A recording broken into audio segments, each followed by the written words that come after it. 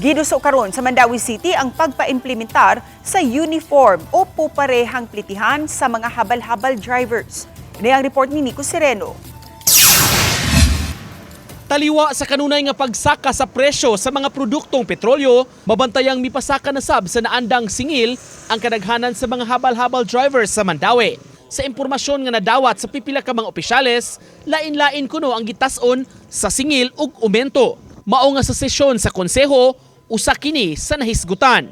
Kay may mga reklamo nga nadawat kabahin ini. Giduso ang resolusyon nga makig-alayon sa mga otoridad kung pila gyud ang paninglon nga plete mag-agad sa rota o destinasyon. Ang ato manggong plitihan karon sa balhaban naglain-lain sila presyo. Ang uban mo pliti o ngay mangayo og 25. Ang uban ay 30. Ang uban 35, ang uban 40 ana para ma-uniform gyud og pila gyud ilang sakto gyud nga plitihan. Para dili bitong magkagubot.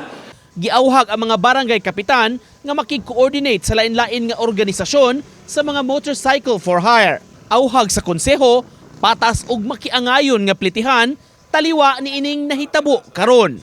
Dapat uniform gyud og pilay rate o pilay kasabutan maura gyud. Kaya ang uban mo pasaka man. O dili na bitaw magkapareha sa manlikramo ang mga pasahero. Luoy kaayo labi na mga estudyante na to, mga trabahante. Uban ni Godfrey Relien, Nico Sereno, Balitang Bisdak.